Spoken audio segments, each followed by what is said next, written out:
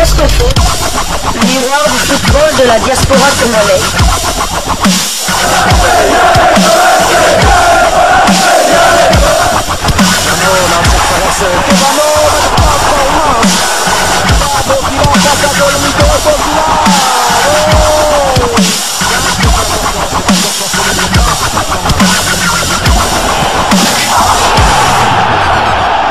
Diascofoot, le miroir du football de la diaspora congolaise.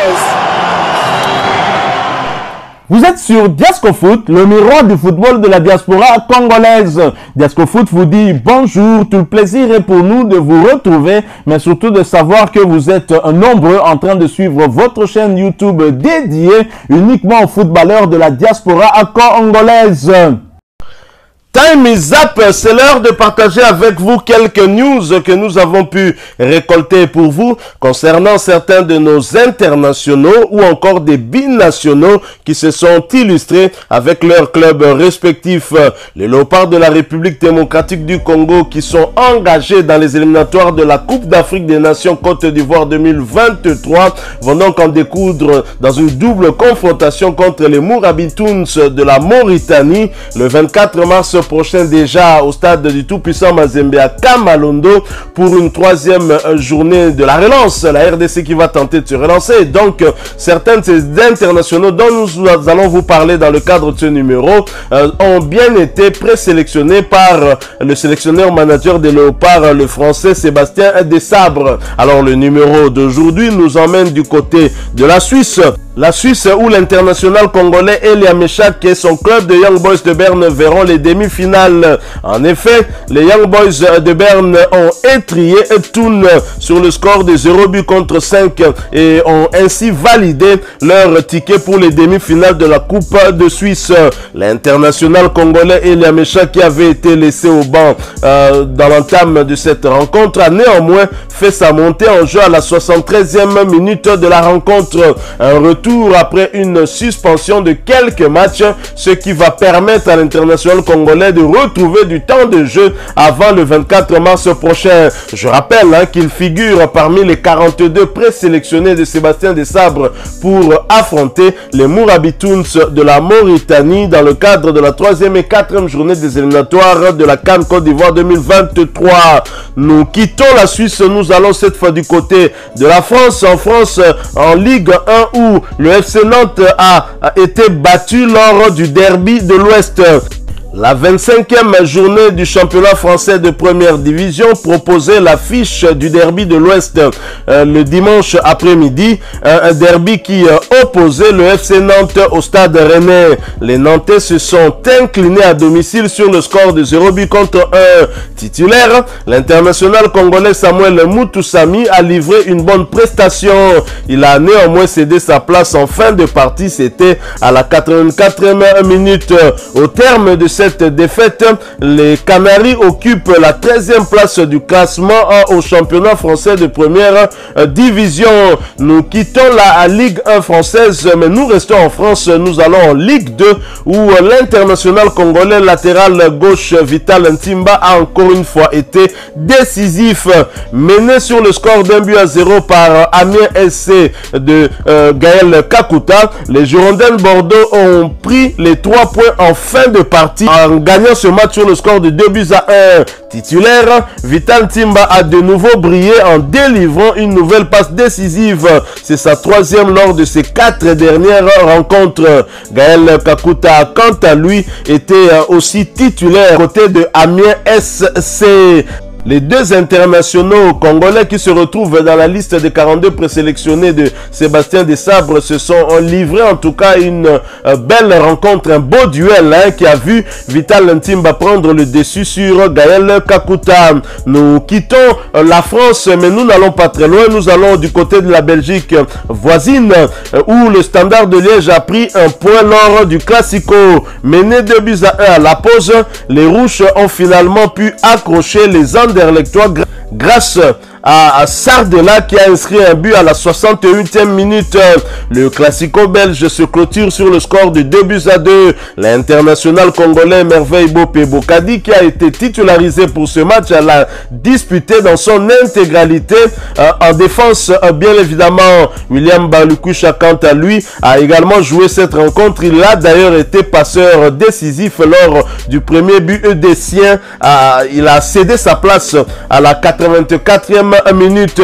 Je rappelle que les deux joueurs du Standard de Liège se retrouvent dans la liste de 42 présélectionnés de Sébastien Desabre. Et au terme de ce match nul, le Standard de Liège occupe la 7e position au classement général. Nous poursuivons avec ces quelques informations qu'on a pu récolter pour vous. Nous quittons la Belgique et nous allons du côté du Portugal, mais nous y allons après cette courte pause. Diascofoot, le miroir du football de la diaspora congolaise. Au Portugal, on jouait la 22e journée de la Ligue Abouin, championnat portugais de première division. Et Braga, qui se déplaçait sur le terrain de Guimarães, a été battu sur le score de 2-1. Simon Banza, qui avait été titularisé du côté de Braga, a disputé l'intégralité de ce match. Il faut signaler que c'était sa 3e titularisation. Braga, au terme de cette défaite, occupe la 3e position au classement de la Ligue Abouin, championnat portugais de première division, avec 16 victoires, un match nul et 5 défaites, 48 buts inscrits contre 22 encaissés. Quant à Simon Obanza, il a porté à 1859 minutes son temps de jeu sur les 3330 possibles. Il a participé à 33 des 37 matchs de son équipe avec à la clé 10 buts inscrits et 3 passes décisives délivrées. Prochain rendez-vous pour le Sporting Braga en Ligue Abouin, ce sera pour le compte de la 23e journée et la réception de Rio Ave. Ce match est prévu pour ce dimanche 5 mars 2023 sous le coup de 21h30 heure de Kinshasa. Nous quittons le Portugal et nous allons du côté de la Turquie où un point de nul a été pris pour Jackson Mouleka et son club de Beşiktaş. Beşiktaş qui a affronté Antalyaspor se sont partagés les points. Aucun but n'a été inscrit durant cette rencontre. Score final 0 but partout. L'international congolais Jackson Mouleka, qui avait été titularisé, a cédé sa place en seconde période à la 58e minute. Suspendu, l'international congolais latéral gauche Arthur Maswaku n'était pas bien évidemment sur la feuille du match. Les Aigles Noirs, après ce match nul, sont 3e au classement de la Super League turque avec 40 points. Nous quittons la Turquie, nous n'allons pas très loin, nous allons du côté de Chypre où l'on jouait les quarts de finale retour de la Coupe chypriote et Paphos recevait Doxa, un but partout, score final. Jordan Ikoko est resté sur le banc et Paphos après ce match s'est qualifié pour les demi-finales. Jordan Ikoko n'a donc pas augmenté son temps de jeu qui reste à 2148 minutes sur les 2610 possibles.